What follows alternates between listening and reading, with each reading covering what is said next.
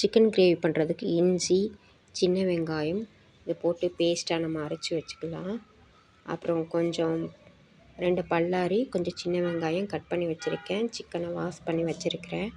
இப்போ வந்து ஆயில் விட்டுக்கலாம்.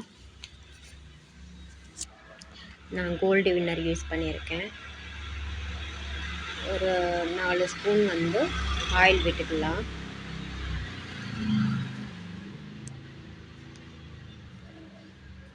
நாலு ஸ்பூன் ஊற்றியாச்சு.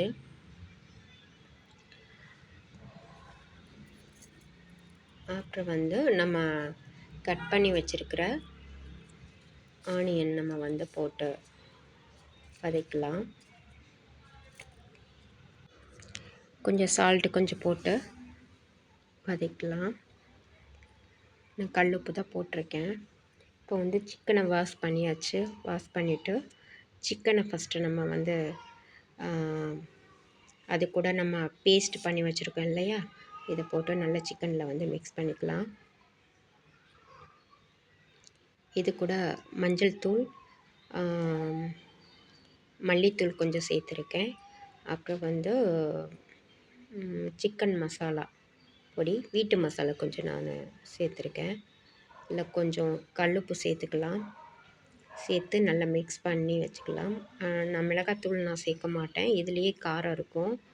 அதனால் இது எல்லாமே போட்டு நம்ம மிக்ஸ் பண்ணி வச்சுட்டு நம்ம வெங்காயம் வதக்கி வச்சுருக்கல சிக்கனை போட்டு நல்லா வதக்கலாம். தண்ணி எதுவும் விடக்கூடாது. நம்ம ஆயில் பற்றலைன்னா கொஞ்சம் ஆயில் விட்டுக்கலாம். விட்டு எனக்கு கொஞ்சம் இன்னும் கொஞ்சம் காரம் பற்றாதுன்னு சொல்லிவிட்டு மல்லித்தூள் கொஞ்சம், மசால் பொடி கொஞ்சம் நான் சேர்த்துக்கிட்டேன், வீட்டு மசால். ஸோ நல்லா வதக்கலாம். வதக்கிட்டு நான் அப்படியே வந்து மூடி வச்சுக்கலாம். இப்போ பார்த்திங்கன்னா எண்ணெய் பிரிஞ்சு வந்துச்சு இல்லையா, இதை நம்ம தோசைக்கு, சப்பாத்திக்கு, சாதத்துக்கு நம்ம பெரட்டி சாப்பிட்டோன்னா ரொம்ப டேஸ்ட்டாக இருக்குங்க. இல்லை ஆள் கொஞ்சம் அதிகமாக இருக்காங்க அப்படின்னா லைட்டாக நம்ம ஒரு கிளாஸ் தண்ணி மட்டும் விட்டு மறுபடியும் நம்ம வந்து சிம்மில் வச்சு நம்ம இதே ப்ராசஸில் நம்ம வந்து பண்ணலாம்.